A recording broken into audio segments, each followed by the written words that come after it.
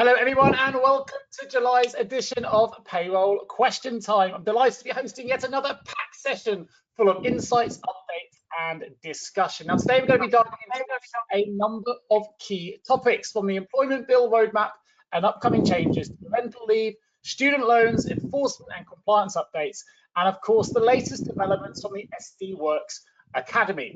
On the employment bill, we're going to look at what's coming in April 26th with statutory sick pay. We're going to discuss zero-hour contracts, maternity protections, and we're going to ask just how reliable are these roadmap timelines. We'll ask all our panel for their input as we go along.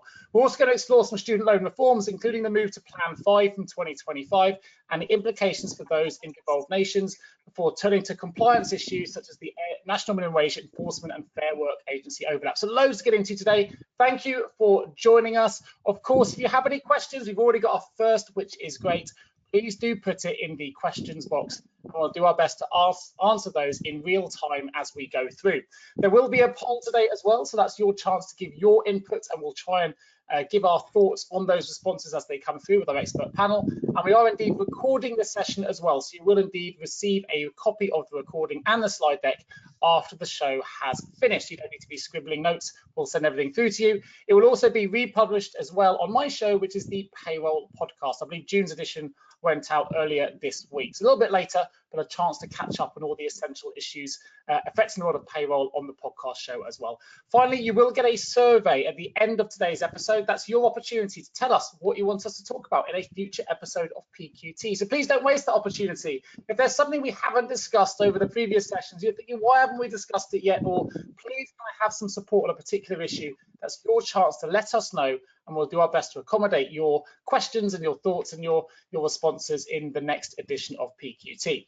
Last but by no means least, I am going to begin with a short legal disclaimer, which just says the presentation does not provide definitive answers to individual queries, and in some places takes views on matters which are uncertain. It is not intended to be relied upon in any specific context or as a substitute for seeking advice, legal or otherwise, on a specific circumstance, as each case may be different. Right, let's jump into today's panelists. We have a new panelist with us today as well, which I'll introduce to you in just a moment. My name is Nick Day. I'm the host of the Payroll podcast. I'm the founder of JGA Recruitment, we're a specialist payroll recruitment firm.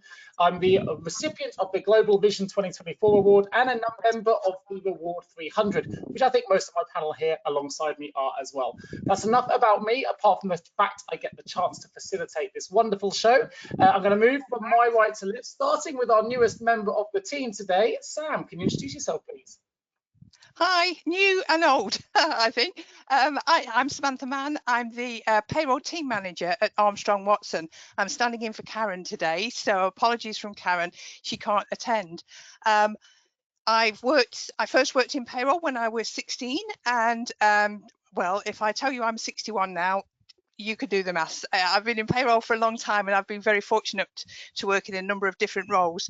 And as I say, now I'm responsible for the team training within the payroll service line at Armstrong Watson, and also managing the development of the apprenticeship program here at Armstrong Watson for payrollers.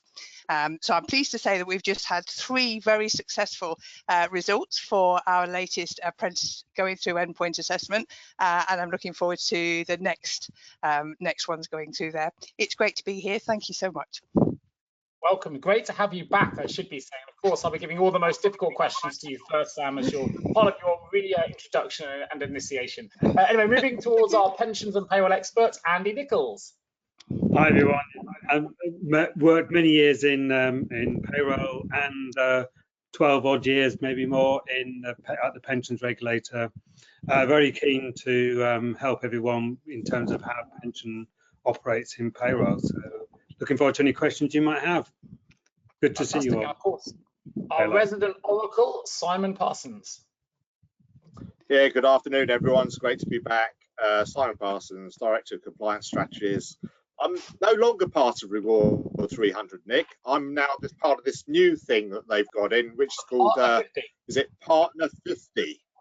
So I've, is that for over 50-year-olds? I don't know, but Partner 50 instead of Reward 300. I first got involved in payroll in 1984. So I was just thinking, oh, that's 41 years ago, isn't it now?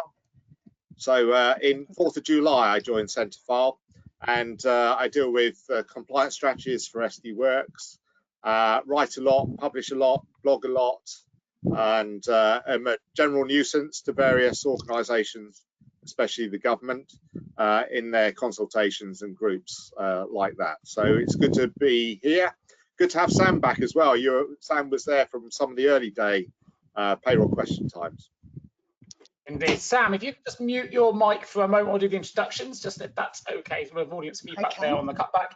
Agree, Simon, you are indeed a nuisance to many of those governing bodies, but an absolute saviour to many of those that need answers to payroll questions on social media. So if you're on social media and you've been posting your questions on any of the major podcasts or channels like Facebook, LinkedIn, it's probably Simon behind the scenes that's been responding to them. So we are thankful for that as well. Anyway, moving along to Richard George. Good afternoon, Richard George, Director of Education at the Payroll Centre. Yeah, I think Simon becoming a partner is a bit like going on the senior tour of golf. Perhaps that's what it is. I don't know. So I've only been in payroll since '85, so a year after Simon. So I very similarly do still sit on the 300 because I'm a lot younger than Simon. He says in his dreams. Sit on a number of government panels with a number of people on here as well. In relation to the Payroll Centre, we're the largest face-to-face training company in the industry and work very closely with the likes of CIPP, Simon and various other aspects on ensuring that the payroll businesses are supported thoroughly. That's probably the best way to describe it. Super. And last but by no means least, I'm not sure Matthew was even born when Richard and Simon embarked on their careers in payroll, but Matthew, quick, could you please introduce yourself? Hi, I'm Matt. I'm Policy and Research Officer at the CIPP, and yeah, I think I'm only just into the double digits of my payroll career, so very much the youngling of the team, but what I lack in experience, I'll make up for in enthusiasm. Unfortunately, I'm not part of the Reward 300, but our policy lead, Sam O'Sullivan, is, so we do have some representation on there. And like Simon and George, we sit on a number of government forums, making sure that government advocacy is sort of at the core of what the policy team does, making sure we're representing the industry. Super. Well, look, let's dive into today's discussion topics. We've got a lot to talk about today, and a lot of this has been guided by our audience and things they wanted us to cover, and others have been guided by developments since last PQT. So today we're going to be talking about the Employment Bill Roadmap, changes to parental leave, student loans, enforcements and compliance, some other hot topics in Q&A. So please do put your questions in the box in real time. Just to remind everybody, the questions you put in the box do not have to be related specifically to the topics we're discussing. If you have a burning desire to ask a question, please do put it in there and I'll find a useful time or relevant time to bring it up to our audience. So let's kick in with our first subject then, the Employment Bill Roadmap. I'm going to come to Simon to kick us off with this one. Give us a bit of an overview if you can, Simon, and let us begin PQT. Yeah, okay.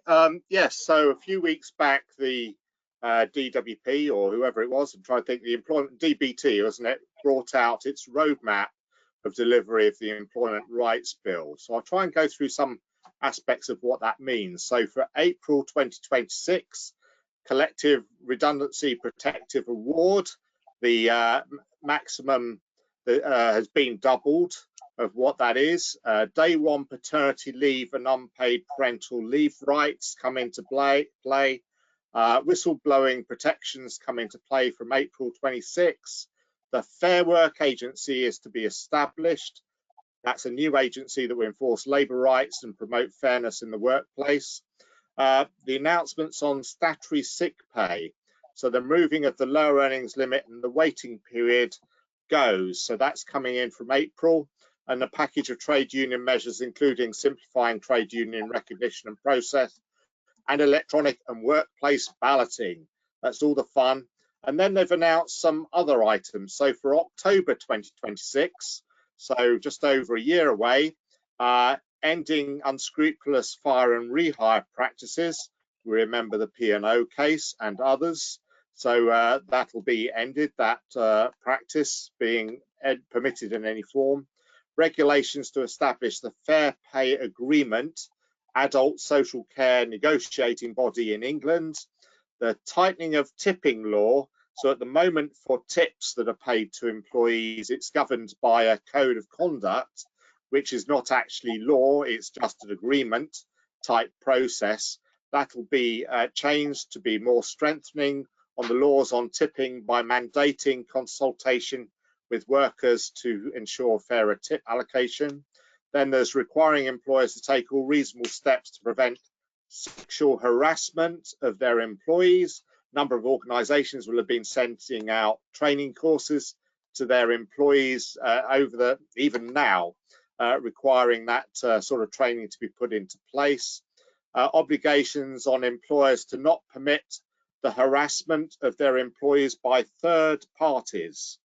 That third party, I guess, could be anyone. To extend that protection to all work environment, including public-facing roles. So there's a potential of having to protect your workers from the general public. And a package of trade union measures, including new rights of protection for trade union representation, extending protections against detriments for taking industrial action, and strengthening trade union rights of access. It's a long list I'm going through here. Then there's into the 2027 requirements that have been announced, which they're moving ahead with, is gender pay gap and menopause action plans. It's voluntary from April 26, mandatory from 27. Enhanced dismissal protections for pregnant women and new mothers. Further harassment protections in relation to sexual harassment, so a strengthening of the measures that employers will have to take. Creating a modern framework for industrial relations to build fairer, more collaborative approach to workplace relations. Bereavement leave comes into play in 2027, giving workers time to grieve with job security. And the ending of the exploitative use of 0 hours contract is now earmarked for April 27 as well. The day one right to protection from unfair dismissal also is 2027, and proving access to flexible working to help people balance work with family again is earmarked for 2027. Have I said enough? Is that enough for us to? A lot of this is going to impact HR as well, or people management, depending what the title is. A lot of this relates to contracts and things like that as well. So perhaps I'll come to you first, Richard. How does this impact the payroll industry? Why, I know we're seeing a lot more collaboration now between payroll and HR anyway, as we move into the modern world of work, but specifically for the people on the call and watching the webinar, Richard, how does this impact payroll? Well, I guess the biggest one is one at the top. So the principal position at the moment is we know that the statutory sick pay changes are coming. Whether you pay SSP or not, there is going to be an impact on every business, because even if you OSP above it, you still have to record it. A lot of the others, obviously, either are still in some form of consultation, and we're going to talk about certain maternity and bereavement later on. But it's kind of, and we were speaking about it a little bit beforehand, what we're seeing today may not necessarily be, in a lot of cases, what they end up being. So in principle, we know that the ones next year are going to be pretty much set in stone. But as I said, they sort of roll on and on and on with a number of consultations. So there are a number that will have an impact. As I mentioned, the sickness most definitely.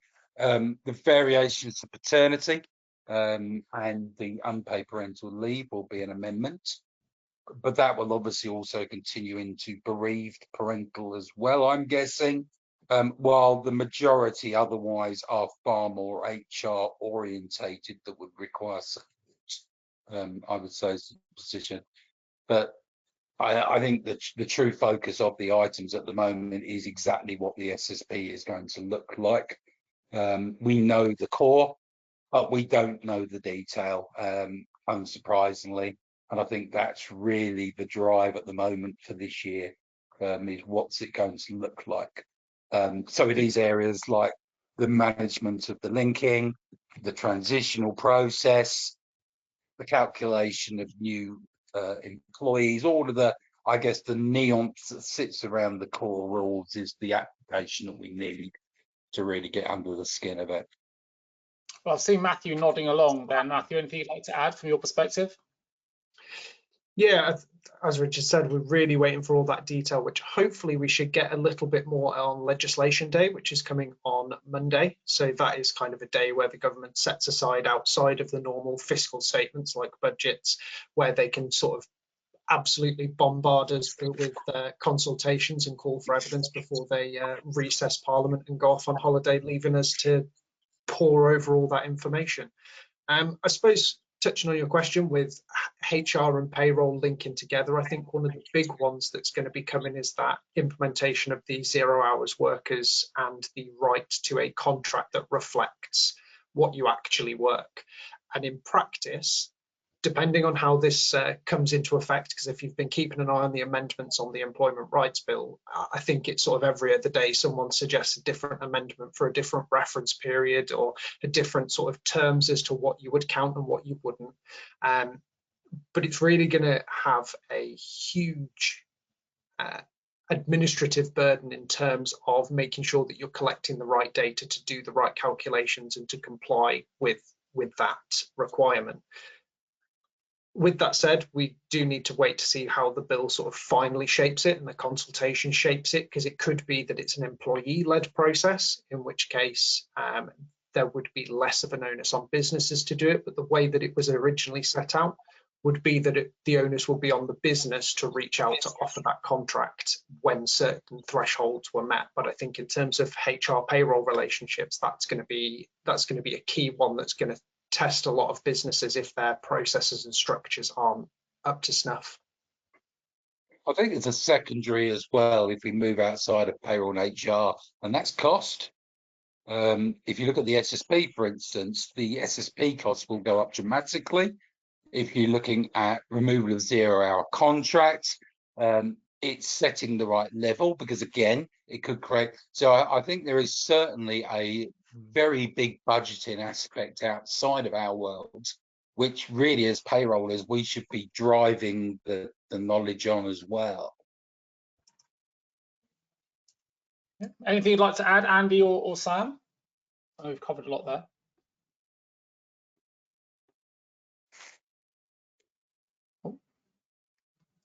Let's start with you, Andy. I see you trying to talk. You're on mute, buddy.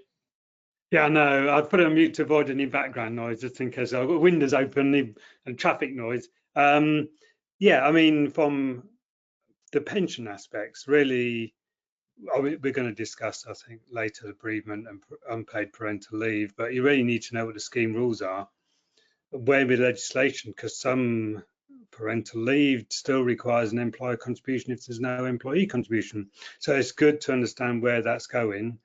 In terms of 0 hour workers, they're workers, so automatic enrolment will still be applicable. So you've got to be careful on that. Yeah, so really, as always, when you look at it all, just think, what does a pension require? What do my scheme rules say? Does it have an impact? Maybe even have to speak to the pension scheme to find out.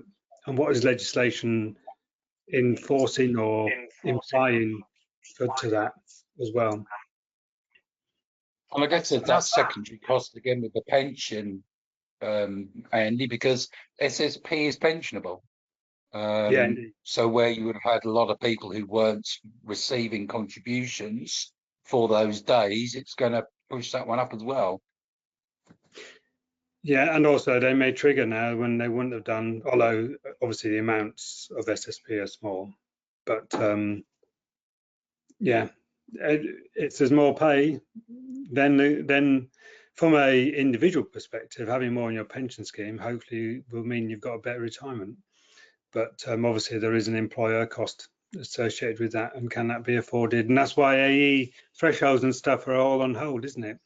You know, even the Mansions House chat a day back, there's no mention of automatic enrolment, because if you change the thoughts, bringing down the age and lowering the threshold to nil, that's going to increase the employer cost. And actually, I think Torsten Bell, the pensions minister, sort of postponed it for this parliamentary session, it seems. Yeah, who knows? The IFS pension review launch event a couple of weeks back, Torsten Bell was there and I attended, and he did confirm that this Parliament there will be no change to the automatic enrolment minimum percentages. So that was one thing that I'm not sure if it had been mentioned anywhere before, but I thought it was quite interesting that at the moment there's a big reluctance to do anything that is going to put additional costs on businesses. So things like that, they're kind of just going, shelve that for now because we don't want to deal with the backlash. Whether that's right or wrong, depends on who you ask.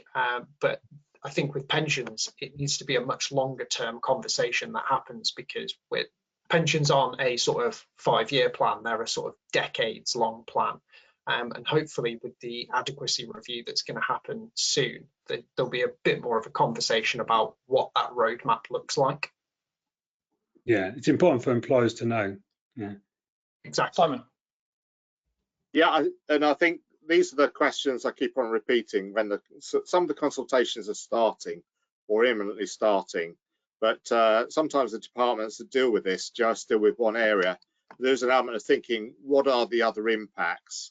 So on the sick pay, I guess that's one aspect, but on the 0 hours, you've got potential proposals for shift cancellation compensation payments or guaranteed elements of other aspects. And then the question to the government officials, okay, what is the impact on qualifying earnings for pensions? Sort of the element, are they qualifying earnings? Are they earnings that qualify under the working time regulations as part of holiday pay considerations, rolled up holiday pay, or accrual of hours, what happens to them, etc. And it's thinking about what are the other impacts around with all these proposals. The other question that came to mind, I'll ask it because the guys have seen Torsten recently and I haven't, but in relation to the lower threshold, by the fact that that hasn't risen for some years, the boundary of people getting into auto enrolment is increasing anyway with the increase to a living wage or national living wage. Has he made any mention of what would happen with the lower threshold, or is that part of the same sort of comment? So I've kind of thrown in the question. Yeah, I think that kind of came into it, and he did mention the sort of, it's obviously not fiscal drag, but you know, it's the sort of same fiscal drag principle that it draws more people into it. And obviously that from a pensions adequacy point of view, that is a good thing.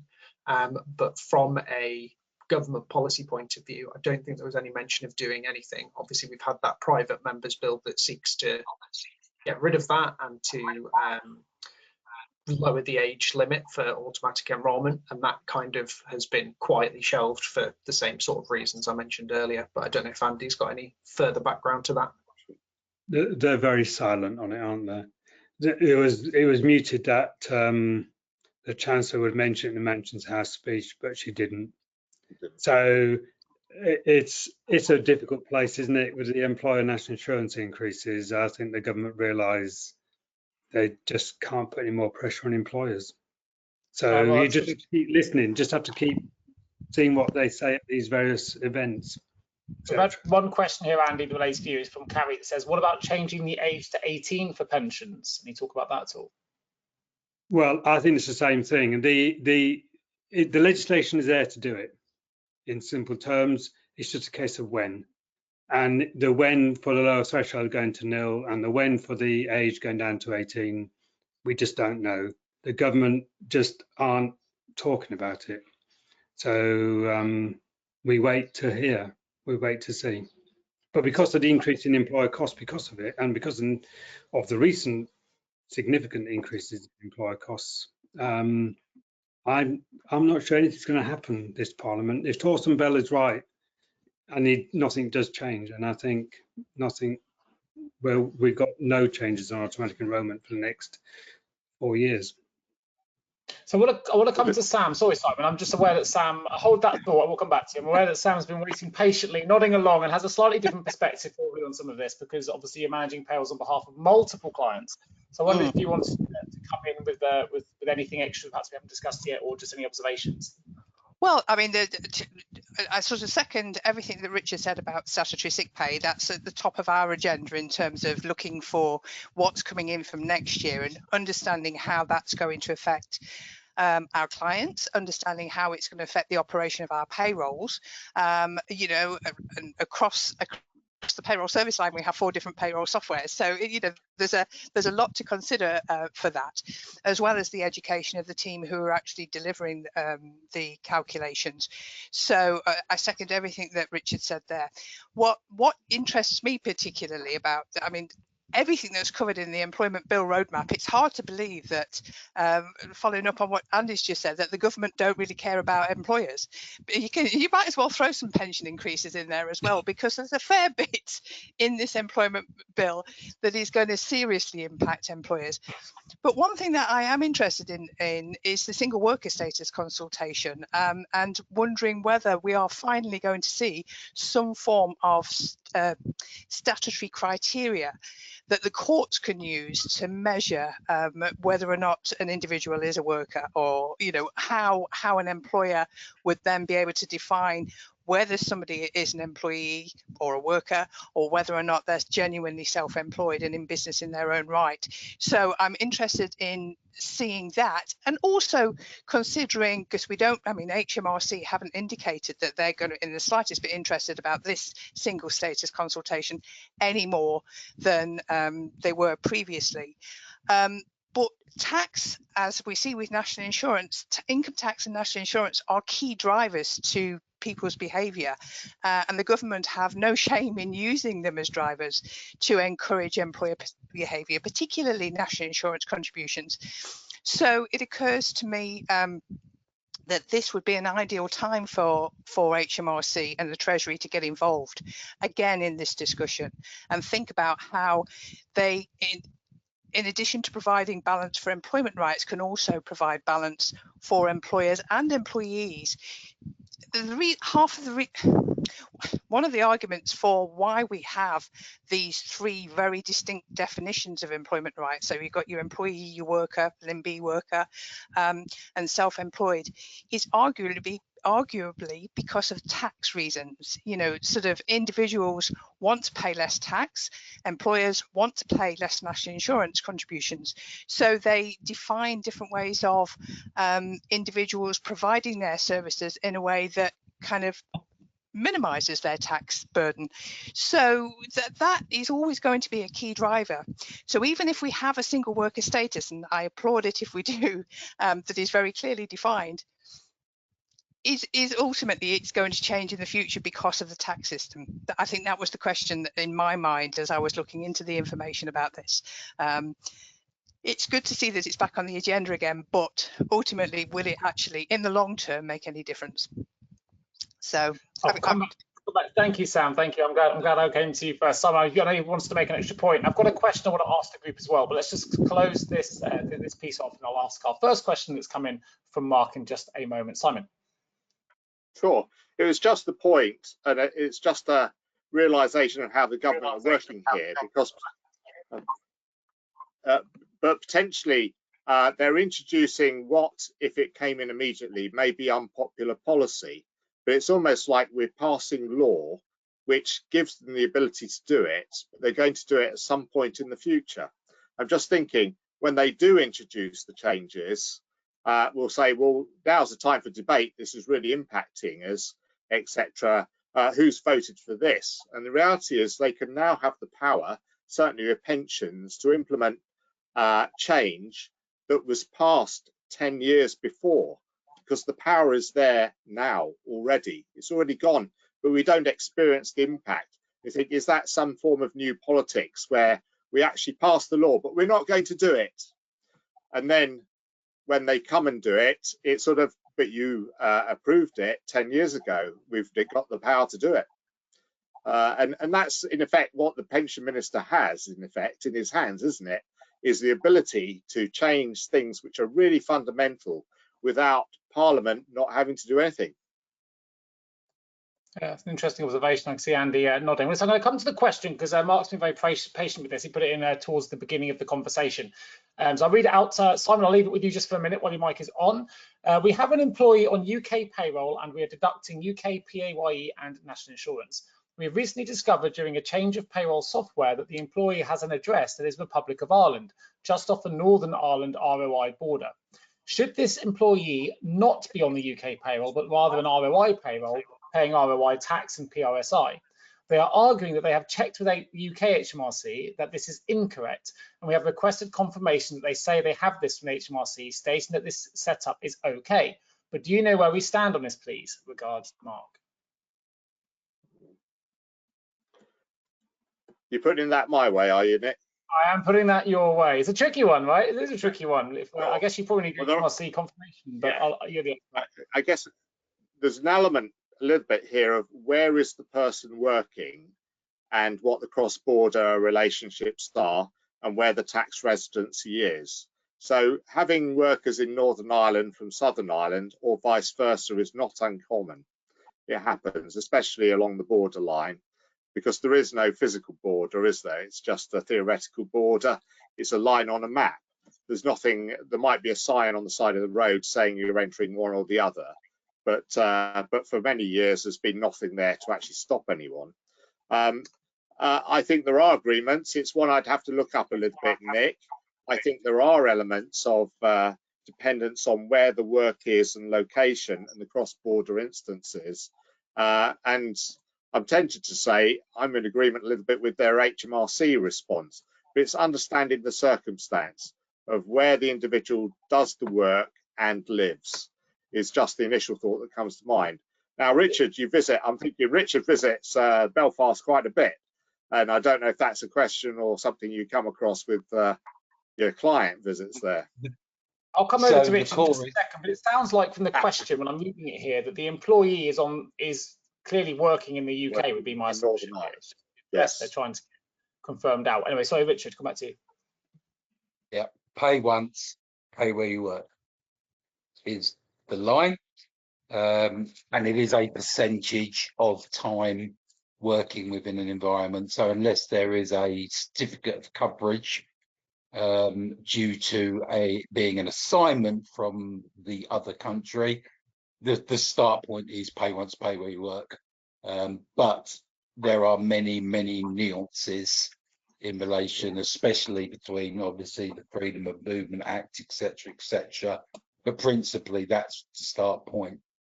So the initial, I guess, default is if they are working more than 40% of their time in Northern Ireland, then the liability is there in principle. But it's a very nuanced subject, Nick. Okay, good. Well, I hope that helps you, Mark. If you have any follow-up questions, please do put it in my questions box. Right, let's get the audience involved. Lots to get through already. We're going to open our first poll, which obviously relates to this first subject we've been discussing. Do you expect SSP in 2026 to impact you financially? For those that are listening to this back in audio only, there are 4 options here: significantly, somewhat, not at all, or doesn't apply to me, so not applicable. So while we get our audience to answer those questions, we're going to be moving in just a moment to the next part of our show, which is going to be changes to parental leave, Northern Irish variation to bereavement as well. So if you have any questions related to parental leave or those changes, start putting them in the questions box now, and we'll obviously do our best to ask those questions in the right subject as we discussed them. So that can be really useful for us. We're going to be talking about the announcements expected in the upcoming party conferences as well. So if you have any predictions yourself as an audience member of this webinar, by all means put them in the questions box, let us know your observations, and I'll read those out as we go as well. So relatively simple poll to begin with here, and actually we've already had some pretty good interaction from most of you, so thank you. Let's have a look at some of these responses. We've got 6% are saying significantly, 51% are saying somewhat, 35% saying not at all, and 8% not applicable. Based on those results, let me come to you, Sam. What are your thoughts? No, that's an interesting. I mean, let's be honest, when we look at the detail of SSP, and we've yet to get more detail, following on from Richard's comments earlier, there's going to be winners and losers with the introduction of with the removal of the lower earnings limit and the 80% or standard rate or 80%, whichever is lower, rule coming into SSP. I think we are going to see, based on the average earnings of employees for particular employers, we are going to see some winners and we are going to see some losers. So that's somewhat at 50%. I think, yeah, this is a good place to sit.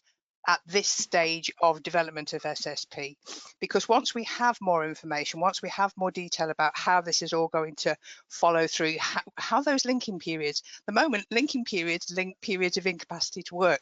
If somebody's still off sick when the new rules come in, what will the new rules continue? Will the old rules continue until until that period ends? So I think waiting until we find a little bit more. I think that 37%, I'm assuming that the respondees to this already pay probably equal to or more than statutory sick pay already. So therefore, any changes to statutory sick pay aren't really going to impact them. And that significantly, yes, there's going to be losers in these changes. So that doesn't surprise me, seeing that at all. The not at all, not applicable. Yes, that's by the sounds of it, you are with employers who are already more than generous with your sick pay schemes, or maybe you don't have any employees. I don't know. I haven't thought about it. Some super observations. Just to follow up from the last question, and Mark came back saying, yes, that is correct. The employee has confirmed that although the address is ROI, they carry out their duties 100% in Northern Ireland. Thanks all. As you quoted, this is a really tricky subject. Right, we've got a couple of other questions that have come in. I'm going to just stick to this one because it's on a similar topic to our last questions. We may as well stay on theme before we jump into the next area. So we said another question comes in from Robert that says, we have employees working in ROI but live in Ireland. They cannot get the tax data required to pay taxes in ROI. I need to be sure we are dealing with the employer's NI liability correctly. Any advice? Sorry, can you say that one again, Nick? Yeah, I'll come to you then, Richard. Let me stay with you. He says, we have employees working in Republic of Ireland, but live in Ireland. Okay, they cannot get the tax data required to pay taxes in the Republic of Ireland. I need to be sure we're dealing with the employer's NI liability correctly. So I'm struggling to follow that one as well. If they're in, anyway, I'll come to you, the expert. But they're in the Republic. They're working in the Republic. Yeah. I'm guessing, however, the business isn't a Republic of Ireland business. That would be my assumption based on what they've written here, which is probably why they're struggling to get the data. Yeah, I'm guessing it's down to how many people we're talking about, because obviously you would need a Republic of Ireland payroll, but if you're talking about a single person, for instance, they can return on their own quite easily, which is probably the simplest method, with a single or a two-person thing, rather than setting up a process. But I'm sorry, I don't truly understand the question. That's okay, Robert. If you can give us a little bit more information, we'll do our best to help you with that. It sounds like we might have to add this as a future subject for PQT. We've got a question now for you, Andy. A question on pensions payrolls. We have a dispute. A pensions provider on the jurisdiction of if the pension payment should be paid under HMRC rules or the Republic of Ireland. The member resides in the Republic of Ireland, but the pension scheme is registered with the HMRC. Well, first of all, some pension schemes don't allow people that aren't in the UK to be members. So you should check the scheme allows Republic of Ireland people to be in the scheme, or any France, whatever, So that's one of those little niche things you've got to be careful about, which kicked in actually for enough Brexit, highlighted it. And then what was the beginning bit of the question? We have a dispute. A pensions provider on the jurisdiction of if the pension payment should be paid under HMRC rules or the Republic of Ireland, because the member resides in the Republic of Ireland, but the pension scheme is registered with the HMRC. Sorry, I have to say again, I keep getting feedback. I don't know if it's. I keep hearing two. I can't say. Well, if I could ask my other panel members just to put yourselves on mute while I just keep myself with Andy, that should hopefully solve the problem. And I'll ask him a third time. So, we have a question on pensions payroll. We have a dispute. A pensions provider on the jurisdiction of if the pensions payment should be paid under HMRC rules or the Republic of Ireland. The member resides in the Republic of Ireland, but the pension scheme is registered with HMRC. Got it. Yeah. So they're so the individual is a pension scheme member. They've taken their pension now, and they're getting the pension payment made to them under overseas. My immediate thought is it's UK, but you need the discussion needs to be held with HMRC and the pension provider finalise it really, because I don't know enough about all the circumstances personally to know that. If it's a large company who's asked this question, they may have an employee benefits consultant firm working for, I don't know, Mercer's, Willis Tower Watson, those sort of companies, and in which case they will have in-depth pension expertise, which will be able to track it down through legislation, although there will obviously be a significant cost potentially for that advice. I don't know if anyone else has got any thoughts on that in the panel. Well, I'd go similar, but I think we've got some common travel area questions here, which is interesting. And we could do common travel area maybe as a session sometime, although it's specific to Northern Southern Ireland, but also it could apply to former EU workers working in the UK, or I think they refer to them as frontier workers sometimes, thinking what the application is. But I think at the beginning, Nick, the sort of question back on the first question was, where do they live? Where do they work? I think we've established in that case they're 100% Northern Ireland. Robert has followed up to say we have an ROI payroll but could not set them up on this. So we're talking about around 10 people. The business they're working for is in the Republic of Ireland. So it might be, I don't know, it sounds to me like maybe an EOR solution might help them here, but yeah. Exactly. Yes, but generally it's where you work, where the taxation point is predominantly. So workplace, certainly for cross-border in the CTA, it'll be where you work is where it applies. And the pension question, I'm not sure whether it was contribution based or payment based, but and then we talk about HMRC rules, etc. Again, it might be viewed, and I think Andy's right, you need to get professional advice really, maybe again viewed on what is the basis, because we've got UK employees receiving pension all round the world, but generally they'll fall under the UK scheme rule for access to it, not the country where they're resident. So we'll have loads in Canada, Australia, US, etc. They'll get what the scheme rule says for the UK. The HMRC bit was a bit confusing, because the HMRC bit, I guess, is maybe it's the payment of taxation position. I think the individual has to establish that, or you just pay as if they're in UK by default, and they can reclaim back from HMRC. So, for example, if you take out a small pension pot and you're not working, you're going to get taxed on it. Yeah. Now, maybe you're not due to pay tax on it, you claim it back, and etc. And it's knowing those sorts of factors, but where you work is key on a lot of the answers here, I think. Yeah, she's coming back to the question in. It's just said it's payment to the pensioner as they believe they should be taxed as per ROI legislation. It seems to me that here we probably need to put this in your survey when it comes through later, and we probably need to have a proper approach and subject matter here. So maybe we'll bring this into the next PQT. Sounds like we need probably a little bit more information, and we can be a bit more generalist in our responses. Andy, I'm sorry. Well, more importantly, sorry, Tim and Neil. Nick, I keep thinking you're finishing. Apologies. I've got a bit of a delay on you because you're all a bit in and out. Yeah, I can bring the right expert on the call as well. If we want to do international, Tim Kelsey can come along and we can have a 5-hour webinar, because we've then got to, as Simon quite rightly said, you've got frontier working, you've now got obviously home working, where the individual actually has a home in Spain, but the office is in Portugal. Pre-COVID, they were in Portugal, and so on and so forth. You then have the entire issue of permanent establishment. So it is an enormous quantitative area without a set rule, because even the percentages of time spent in country vary country to country to country, and we're probably the worst. So yeah, it's a big fish. We'll try and bring Tim onto the show. I love Tim, and I'm sure it'll be good to have him on. So let's move the conversation forward then to the next part of today's show. We're going to talk about changes to parental leave, Northern Irish variation to bereavement. Funny enough, I'm talking about Northern Ireland and other questions here.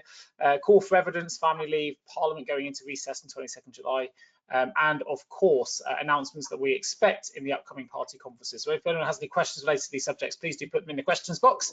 Matthew, let me come to you. Perhaps you can give us a bit of an overview.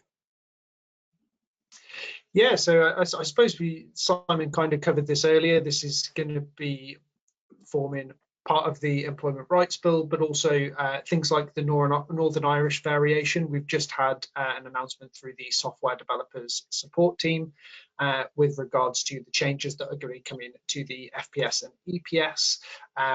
And this should be something that we get some more information on with legislation day. So hopefully we can really flesh out exactly what these changes are going to bring. But essentially, we're going to have things like pregnancy loss bereavement extended to beyond just where the bereavement happens within the sort of after 24 weeks of pregnancy. So that would be a little bit more of an extension, a bit more of a protection to workers there. The Northern Irish bereavement, and also those day one rights for paternity. I believe today something has been declined as an amendment on the Employment Rights Bill with regards to extending paternity leave beyond the 2 weeks and increasing the rate. So at the moment, there's not really the appetite for further increases. I suppose going along with the conversation we had today, that would increase burdens on employers quite a bit as well. So that might have played a part into those discussions. But at the moment, a few different changes there, but really waiting for those details from Employment Rights Bill, from legislation day. And as it says here, maybe we'll get some more information at the party conferences, which I believe are happening in October for Labour and the Conservative Party. I guess the Northern Irish ones. No, you crack on. Well, no, I was to say, the Northern Irish ones are probably the most locked down because they wanted to put them in at the start. So, other than that, I'm completely behind what Matthew said. Yeah, sorry, for the Northern Irish one, just to confirm, I believe that will be coming in April 26, because that is all confirmed. It was just we had the announcement for implementing that into the systems. So as far as any announcement as to the practicalities of administering that through the payroll, we probably will get guidance further down the line, but for the time being, we know that that's April 26. Super. See both Sam and Simon nodding. Sam, anything you'd like to add? I'd love to add a lot more, but like Richard, this isn't a subject that I've necessarily done my homework on. One thing that I have recently encountered, though, of course, is the variations between Northern Ireland and Great Britain when we consider statutory payments, or indeed many other employment-related payments, just simply because of the devolved rights that the Northern Ireland Assembly have when it comes to employment rights. So that in itself creates complexity, not only for the employer, but for the payroll professionals and HR professionals who are serving those employers.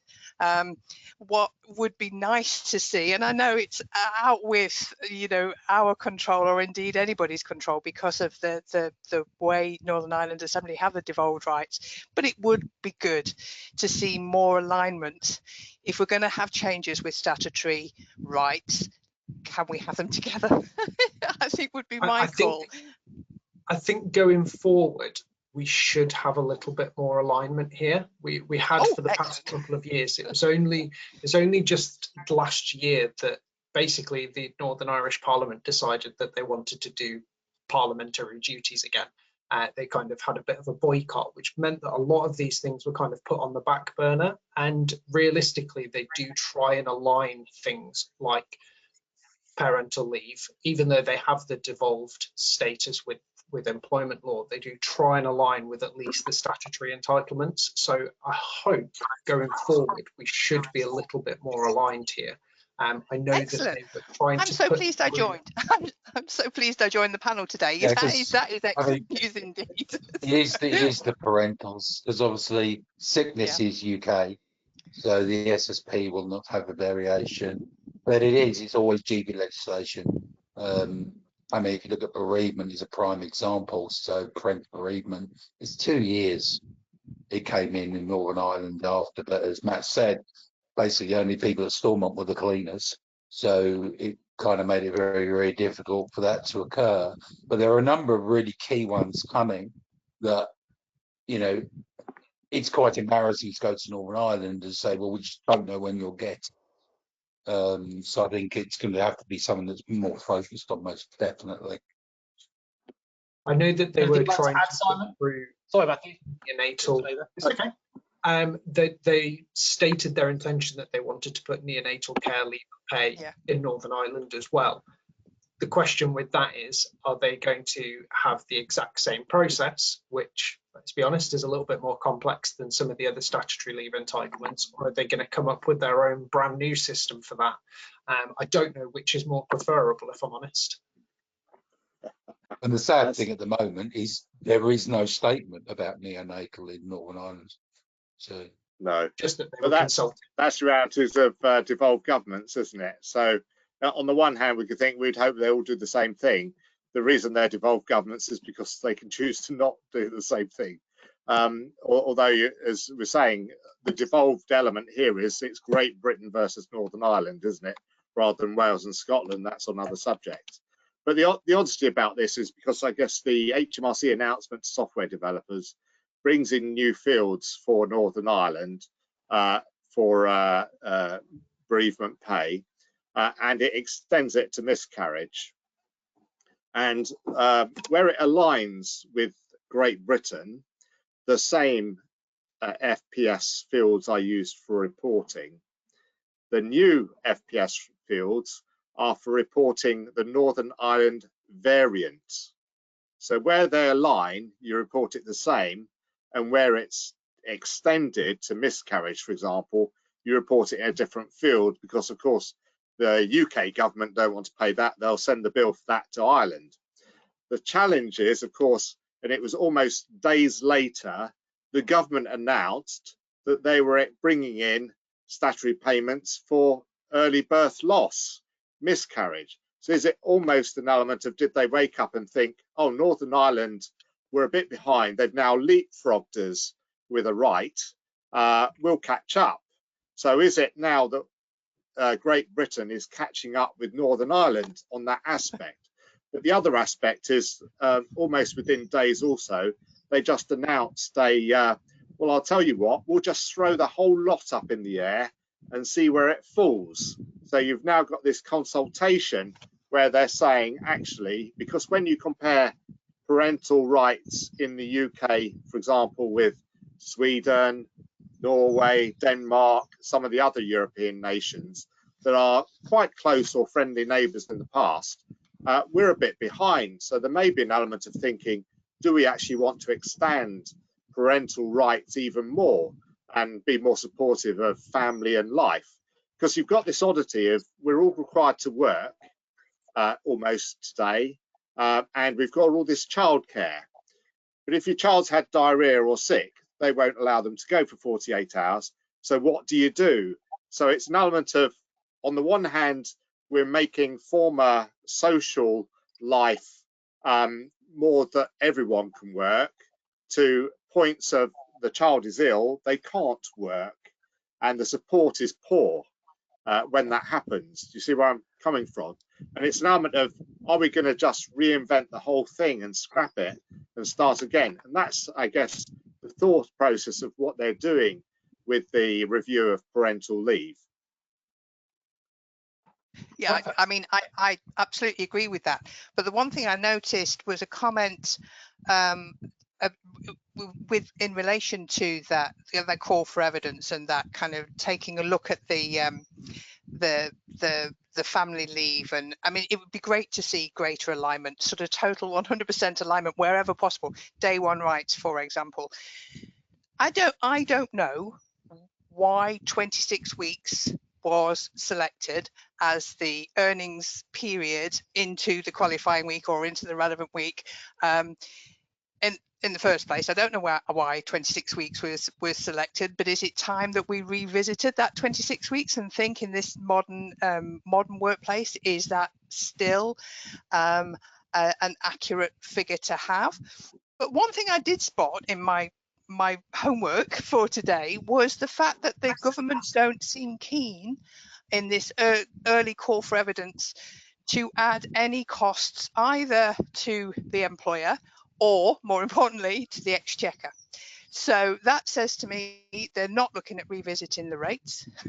They're not really looking at revisiting any additional payments. So it's just maybe understanding how the systems work, and that was something I found interesting. It was one of the aims of the call for evidence was understanding this is government's understanding of how it works. And I'm thinking, well, if government don't understand how a system works when they've designed it, there's no hope for the rest of us, really. But I'm keen to see, as a result of this in early call for evidence and any subsequent consultations that follow on, greater alignment with the statutory payments and statutory leave entitlements, because there seem to be more and more of them. As you say, Simon, we are required to work.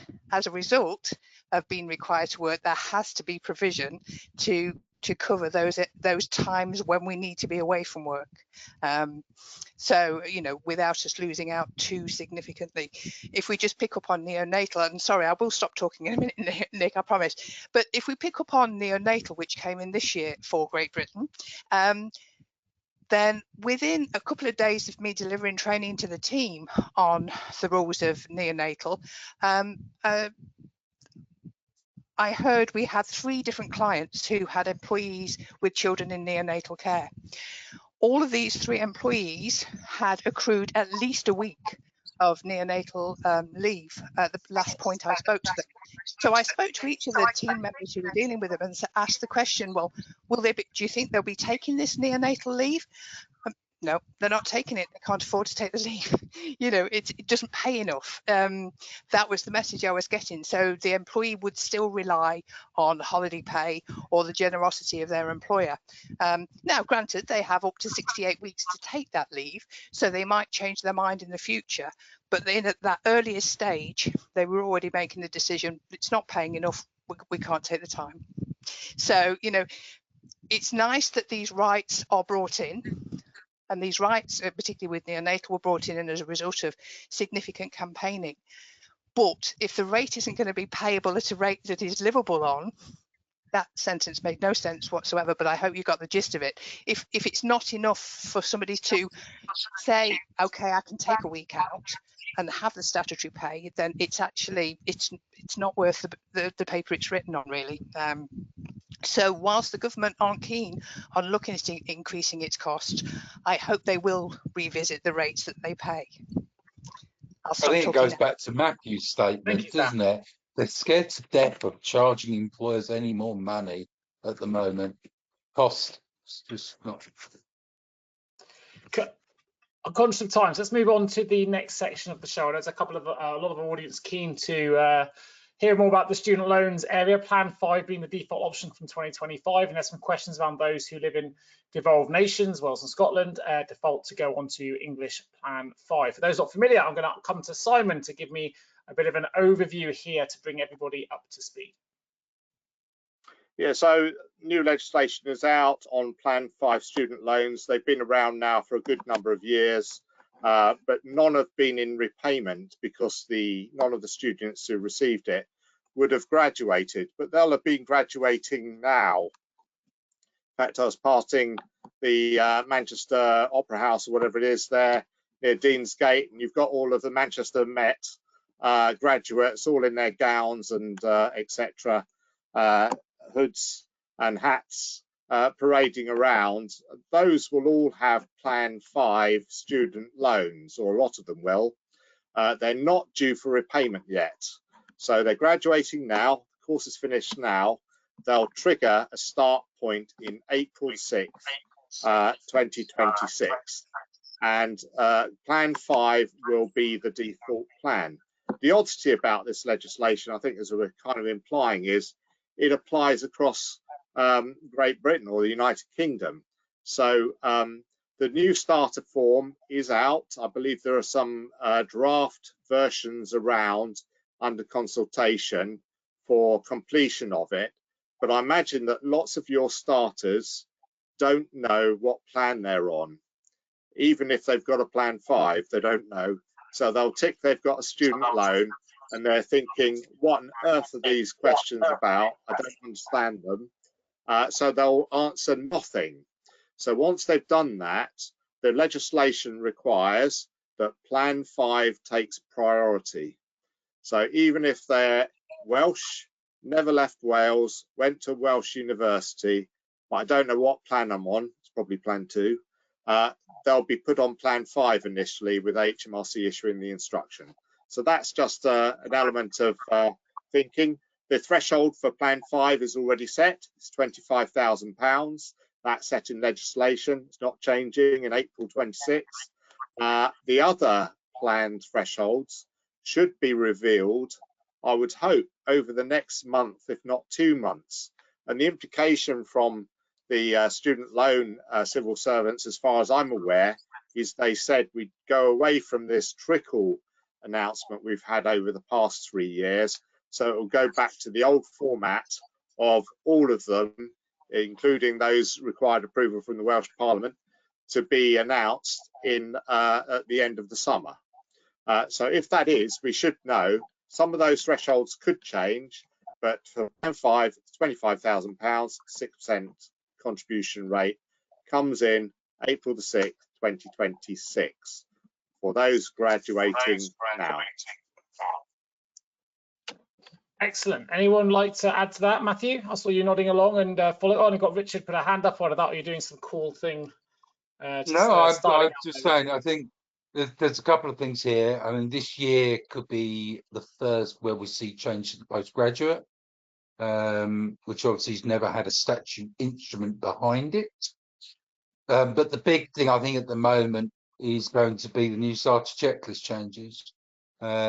They are desperately working on new versions that are far more, I guess, broken down in relation to answering the question as to which one people have.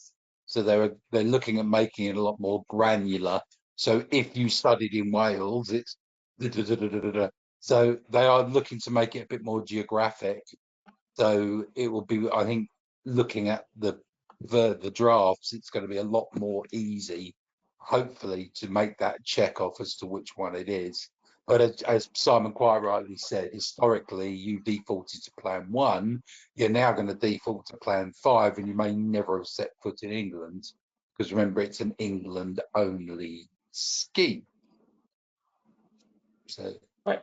I think everyone was nodding along. I saw all 3 of you nodding in unison there, Richard, as you said that. Matthew, anything you wanted to add? I saw you nodding along before as well, before we move on. I was just nodding along because I wasn't aware that they planned to do a dump of all of the rates in one go rather than the trickle that they've done the past few years. So I was just sort of learning some stuff from Simon, which is always fantastic. We've been spoiled, Matthew.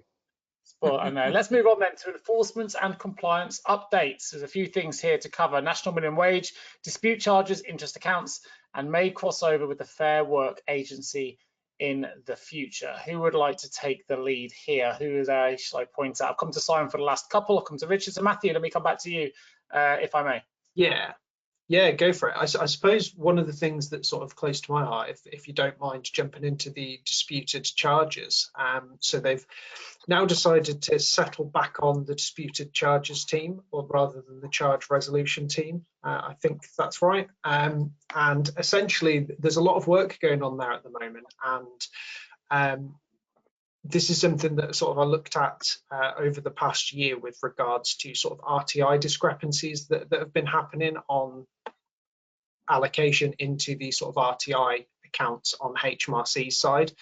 And there's a lot of things that happen with regards to incorrect information going across to HMRC. That's HMRC's story. They're very focused at the moment on education in that space, in terms of don't have a date of birth, don't put one in. If you don't have a national insurance number, don't put one in, because if you do put one in, it can create duplicate records. That's a huge part of HMRC's education piece at the moment. But last week, I was able to speak to a couple of representatives from the sort of disputed charges team, who were going through some of the changes that they're making with the current system. And they're trying to implement a G form where people can contact them directly in order to get those disputed charges looked at, rather than going through the employer helpline, because I'm sure we don't need to discuss how long it can take people to get through on the employer helpline. But also one of the big things, and it's actually something that in a roundabout way I kind of suggested and asked for in the RTI report that I did, was that you allow employers the ability to look over the information that HMRC holds. And one of the things that they're actually doing at the moment is, once you have confirmed that you're happy to have information sent by email, HMRC will provide you with some details of what they hold in the RTI account. And then the onus is on the employer to search for the discrepancies and the issues within that data. Now, it's a fairly low-tech version. There's no online portal. There's no going through your tax account.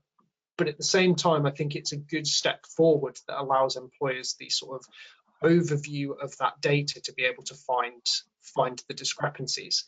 Now, it doesn't mean that they can just resolve them straight away. They still have to sort of let the disputed charges team know and work through what the resolutions are. But I think that's a very good step in terms of having that two-way conversation, rather than just bashing your head against a wall with HMRC because you've got a problem that no one can identify because they won't share data with you. So I think credit where credit's due. I think that's a good step forward.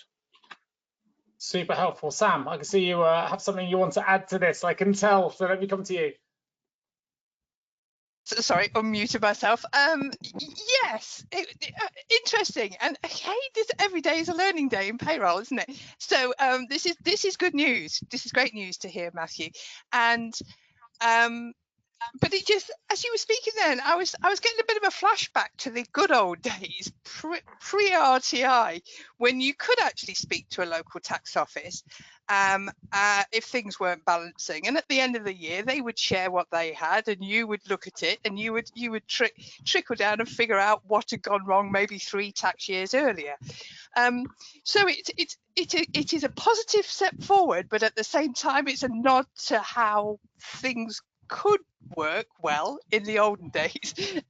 So I've got mixed feelings about this. I think it's good news if it's helping the employer get to grips or get to the bottom of a disputed charge, then all to the good.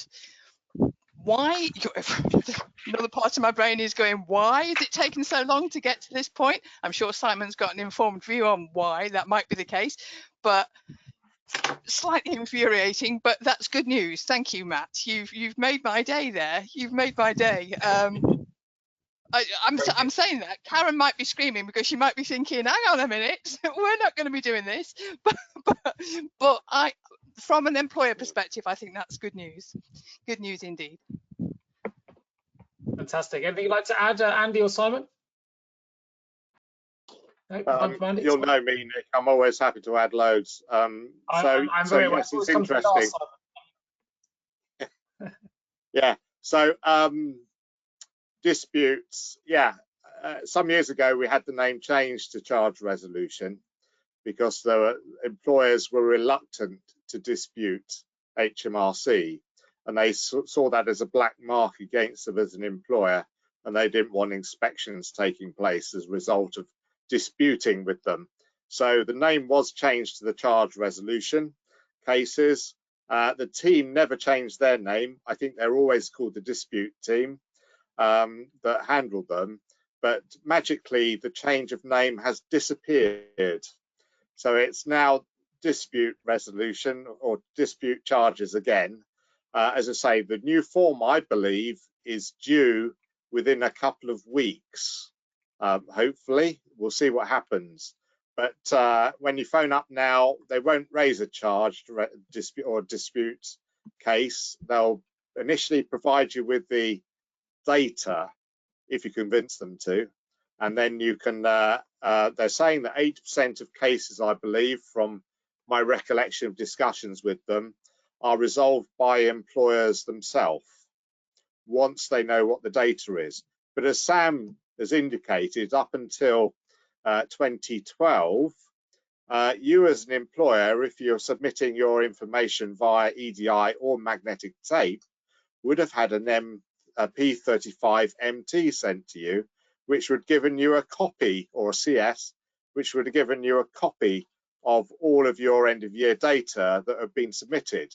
At the moment, you've got absolutely no idea what HMRC hold on your employee accounts, whether they're right, wrong or not, whether there's duplicates, no idea without giving sight.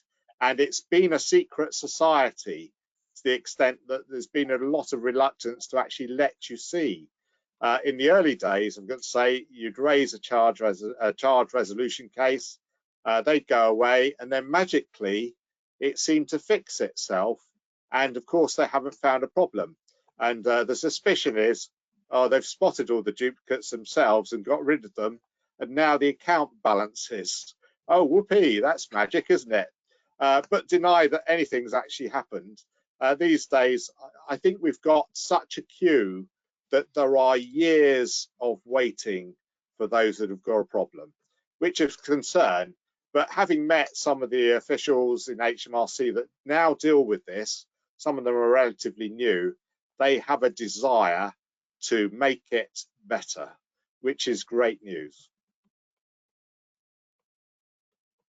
Excellent. Richard, I'm going to be coming back to Simon in a minute to talk about the SD Worx Academy. So I wonder if you want us to add any thoughts there before we move forward. No, I think it's all been said. Right, so before we go to the SD Worx Academy, Andy, I would like to come to you to see if there's any pension updates you'd like to update our audience with, anything else we need to be considering since we last spoke. I know we didn't have you in your fullness last time due to connectivity problems and other few things. So any updates on the pension side before we go to the SD Worx Academy? No, not really, because it's all what we thought was going to be might have been mentioned in Mansion's House speech. Hasn't happened. Obviously, the pension schemes bill is going through Parliament, second reading, and so on has been taking place. So depends how interested you are in the pension schemes bill, whether you want to listen to Parliament TV and listen to the reading. The Lords are quite good. I like the way that they debate it. I'm sad that I listened to it, but it's exciting stuff for me. No, there's a lot of stuff coming up with the pension scheme bill, value for money, small pots being consolidated. So there's that. And I think last time I put in the chat the roadmap for pensions. So if you haven't got it, please just search roadmap for pensions, pension schemes roadmap, go to the gov.uk, it'll be a link there, and then you can see the things that are coming up in these coming years. And hopefully at some point we'll find out what's going on with AE. That's me. Very good.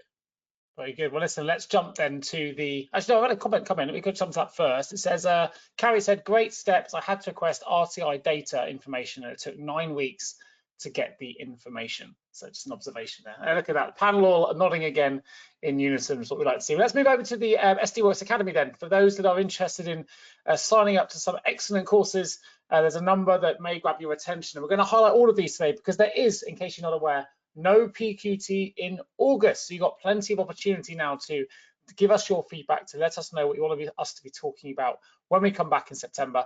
The upcoming courses, we have on the 19th of August, we've got UK Payroll Part 1, that's income tax and national insurance. 20th of August, UK Payroll Part 2, starters and leavers, student loans and statutory payments. 22nd of August, salary sacrifice, what is it and why? 19th September, holiday pay, understanding entitlement, accrual pay and rolled up pay. All hot topics we've discussed in detail during previous PQTs. But Simon, I wonder if you could just let the audience know a little bit more about the SD Worx Academy and what they may expect if they want to sign up. Yeah, sure. The SD Worx Academy, it's an online academy. It's a learning management system. Feel free. We've got some great trainers. Me being one of them, of course. No, I don't do self-promotion. Julie Northover that does our payroll training for us as well, which is a great resource if you want to learn about it, especially associated with those who are aligned with the services we've provided, but they're not limited to that. Those that use SD Worx users, anybody can join them. Important questions in relation to salary sacrifice. They're really complicated. I've had some calls with some clients today. And it's just a reminder, Nick, the payment deadline for Class 1A is next Tuesday. So get your Class 1A sorted. And for those of you who are payrolling, remember, you need to have made the adjustment on the P11 DB and get those money paid over. This really warps the head on how these things are handled is what I find. The common man will not readily understand it. So it's one of the reasons why we're payroll professionals. Get our head round it if you're new of it and tackle, but you've got an impending deadline.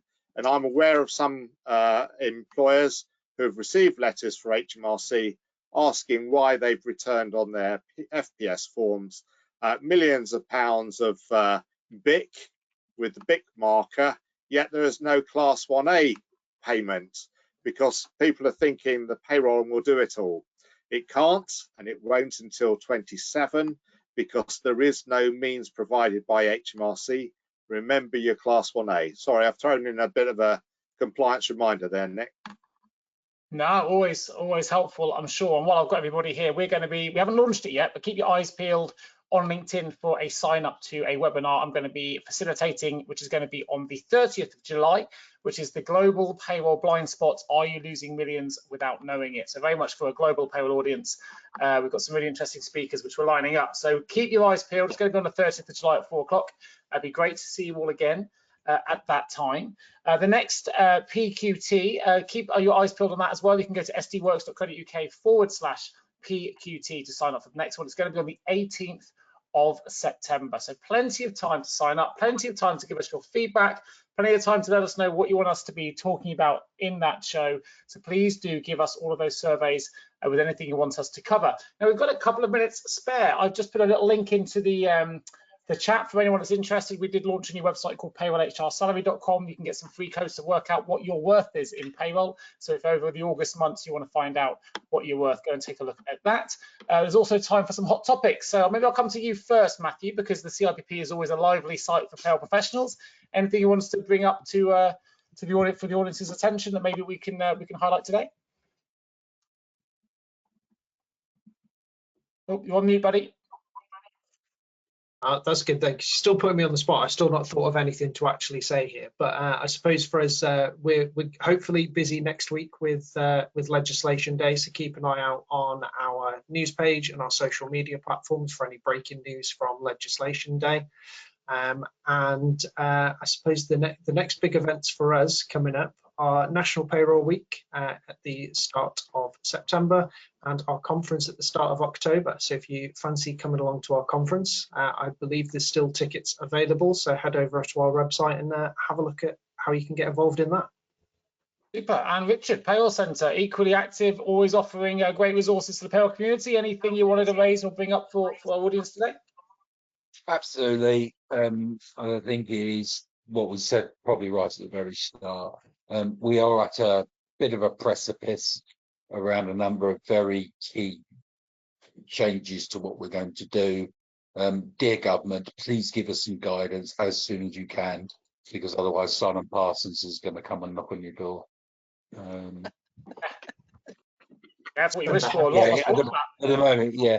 So, you know, probably our biggest sort of thing outside of the norm at the moment is half-day assistance. So whether it be payrolling benefits, whether it's going to be the SSP, you know, there's just so much that people need to get their head around at the moment. And again, the detail within them is so important. Couldn't agree more. That's why Academy is so useful. Anything you'd like to add, Sam, Simon, or Andy, before we sign off for today? I'd just like to talk about guidance on gov.uk, and I'm going to, Richard mentioned the starter checklist earlier, and prior to us going live, I said, oh, right, on the subject of starter checklist, why can't we just get rid of the P45?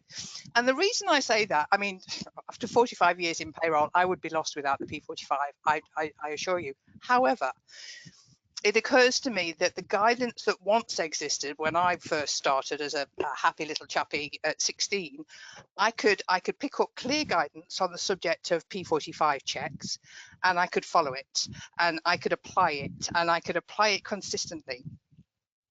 These days, you go on gov.uk and try to find clear guidance on what to do with the P45 when you get it for a new employee, particularly relating to the checking of a P45.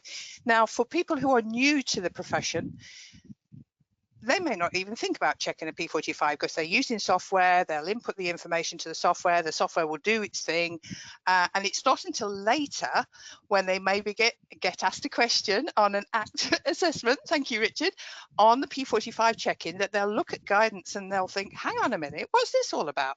I didn't know anything about this check-in. The guidance isn't clear. So I have one of two questions to ask. Either A, can we have better guidance, or B, can we get rid of the P45? Because arguably it doesn't have quite the same urgency that it once did. It certainly doesn't have the same job it once did prior to real-time information. So that's my final, and thank you very much for having me, by the way. So that's me. It's been good to have you back. It's been good to have you back. Well, look, I want to give a big thank you to our audience as well, who've been joining us for a number of years now for every episode, whether it's 70 of you that is on the call right now to sometimes 400 or 500 of you that join us. I wish you all a wonderful summer holiday, whatever you may be doing. I hope if you work in payroll, you have the time and possibility to take a holiday. And I hope your payrolls can run accurately and compliantly and on time in your absences. But in the meantime, I want to give a huge thank you for joining us today. My name's been Nick Day. I've loved facilitating the show, but it's really the experts and funds for me that make it happen. So Matthew, Richard, Simon, Andy, Sam, I wish you all a great summer as well. Thank you once again for joining us, and I look forward to bringing you all back to the show on Tuesday or Thursday, the 18th of September. Thank you all. Have a wonderful summer holiday. Thank you. Thank you. Bye-bye. Thanks. Bye.